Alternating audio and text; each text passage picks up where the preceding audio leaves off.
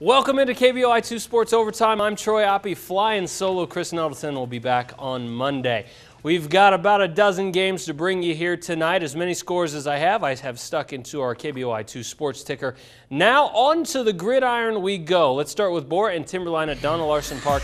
Early on, big plays. I promise this is early. The camera was just a little dark. Bora trailing 7-0. Cole Skinner looking long, and he's got Keon Williams, who outraces Wolves 80 yards to the end zone. Tie game at 7. In the early going. We did get the camera working right. Hooray! And after Bora took a 10-7 lead, Timberline answers. Ty Zimmerman, 10-yard touchdown, gave the Wolves a 14-10 lead. This game back and forth, 2 lead changes.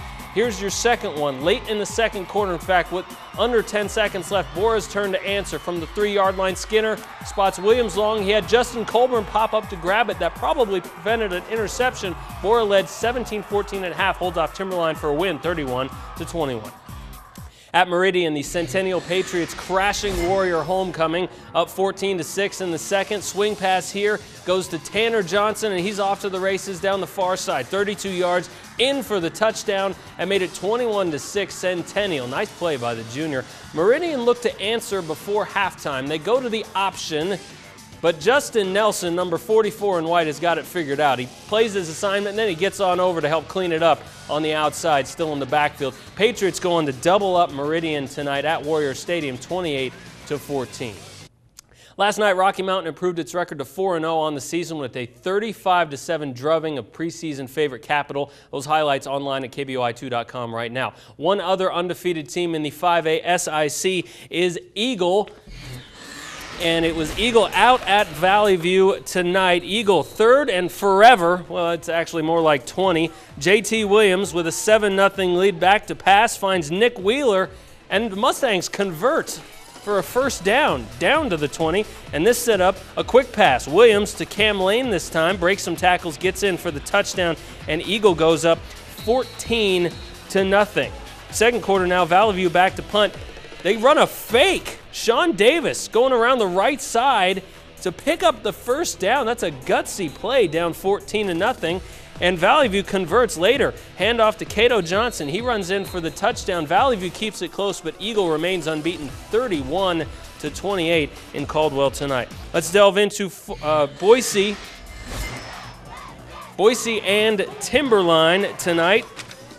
Mountain View, Tanner Gustafson for Boise finds Cameron Main for a touchdown. Boise trailing at this point. They're down 8 points. Mountain View up 22-14 in the third quarter and pouring on more. Kai Turner looking long. Marshall Pack catching long.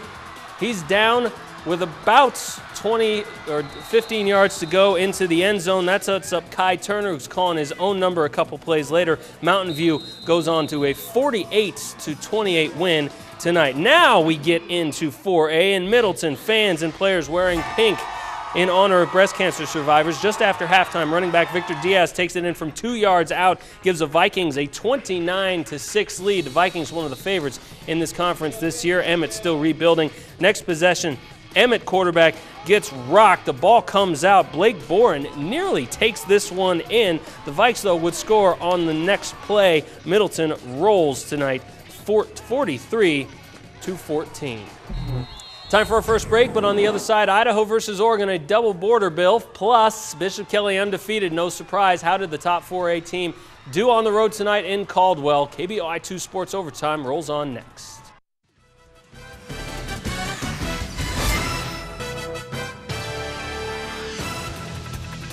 Welcome back, I'm Troy Oppie. It's KBOI 2 Sports Overtime in the West Valley. Fruitland and Payette, the Pirates pumped up. First possession, though, Pirates punted, and the fumble on the Fruitland return gets recovered by Chase Neal. Now, he was down, but referees didn't blow this play dead, so Neal gets up, and he's like, I'm a winner, and wait a minute, I'm going to go score. After lots of deliberation, Payette gets the ball back, no touchdown. Fruitland would stop him, 3 and out. A little bit later, Payette driving, down 7-0 now, Fruitland with the lead, and Pirates cough up the football. That led to another Fruitland touchdown, and this one, well, all Fruitland tonight. Let's put up that final score, 41-7 the final. Some West Valley scores we couldn't get to because of a battery issue. Homedale all over Parma on the Panthers' home field. And Ontario hosting the Orofino Maniacs, not kind to the 2A school out of Central Idaho, 53-8. In the 3A Snake River Valley, Weiser off this week. The Wolverines meet Payette next Friday in Weiser. That's a big game in terms of playoff seeding because second place in the 3A SRV conference will have home field in the first round of state. Third place will have to travel north this year. Eastern Idaho's Blackfoot High is the top-ranked 4A team in the state right now, according to a small group of media that votes weekly. Second in that poll, Bishop Kelly, the only other unbeaten 4A team in the Gem State. BK in Caldwell tonight. The marching band, I always like to see this. The Caldwell football player pulling double duty. Props, young man. Nice job. Third quarter, Bishop Kelly on third down. Bone Agata finds Joshua Poole with the quick pass. See you later. Poole goes 90 yards for the touchdown. Knights rolling in this one, 38-0. Next time they had the ball, Ogata handing off this time. Rhett Susiu on the sweep. Almost gets tackled for the loss, breaks a couple more, and he's off to the house. Bishop Kelly 44-3 winners tonight. They remain unbeaten, I should say, as well. Skyview playing out of conference, hosting the Magic Valley's Canyon Ridge Riverhawks. Skyview made quick work of things. First quarter, Anthony Marin back to pass. Joe Miller downfield. He's got some steps. 45-yard pickup. They bring him down at the 3-yard line. Moments later, Austin Bell going to get the call. He keeps the legs moving, gets in for the opening score. 7-0 Skyview Hawks. Skyview would fumble at the 1-yard line on its next possession, but Canyon Ridge had a heck of a time getting anything done on offense. Here comes the safety, Spencer Crossan and Pierce Roberts getting 2 more for Skyview, 46-0 the final. More 4A action, Columbia and Cuna. Columbia's Austin Schaefer back to pass with a 7-0 lead.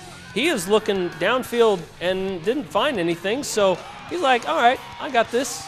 This is all me. Boyce makes a couple guys miss, and he is gone for the touchdown.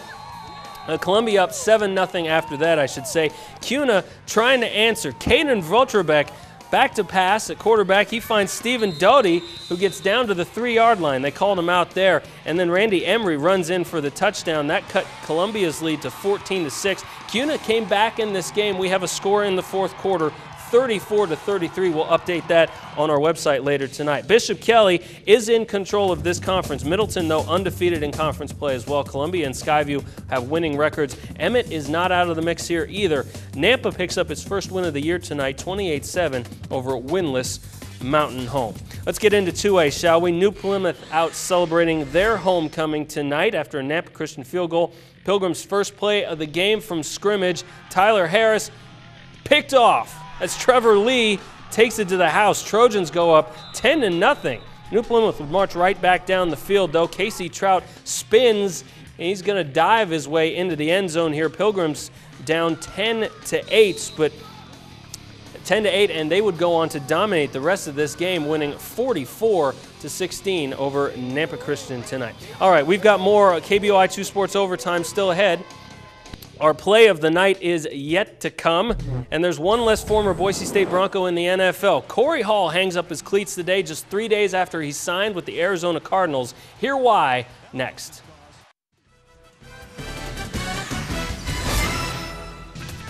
It's our play of the night. You just saw it. Nampa Christian's Trevor Lee gets the pick 6 for the Trojans. It did come in a losing effort, 44-16. New Plymouth wins on homecoming tonight. All right, there is one less former Boise State player in the National Football League. Corey Hall retired today, a surprise considering he just signed with the Arizona Cardinals on Tuesday. Reached by phone this afternoon, Hall said he was driving through Chalice. He told me, quote, "I reached a point in my career where my body wasn't holding up and I couldn't play the game the way I wanted to." Hall won a Super Bowl with the Packers 2 years ago before joining the Saints, and then this week, the Cardinals. He was drafted out of Boise State in 2007. There's more of this story online, KBOI2.com. New Mexico Lobos have a new head coach, a new attitude, and a new look to their offense, the triple option, better known as many coaches' worst nightmare. That style of offense is filled with misdirections, and mistakes can be very costly very quickly. It's flat out hard to prepare for with just a week's time. Coach Pete has that task this week. He says they're kind of like Air Force's vaunted option attack, but that attack put up 26 points against Boise State in Boise last year. It's going to be really tough. We could be having the same conversation about our defense next week. I mean, we really could. So they hold the ball from you. You don't get a bunch of possessions. Very awkward. You don't see it a lot. We got a big challenge. It's a huge challenge this week because our defense has got a new challenge, and our offense has got a challenge in terms of getting better. Of getting into a rhythm. Kickoff tomorrow at 4 p.m. We'll have highlights from Albuquerque tomorrow on KBOI 2 News at 10. Around the Gem State tomorrow, Boise State on the road, Idaho on the road as well, and Sacramento State travels to Pocatello to take on the Bengals. Can't let this die. Finally tonight, a quick trip to Pittsburgh. Reds pitcher Homer Bailey took his usual dominance of the Pirates to a new level tonight. A no-hitter. He strikes out 10 at Riverfront. He's the first Reds hurler to toss a no-no since Tom Browning did it in 1988. That's all for us. We will see you next week. I will see you tomorrow at 5. Take the news with you on the radio. News Talk 670 KBOI. And for news and information 24 hours a day, click on KBOI2.com. A century of service and innovation. Fisher Communications.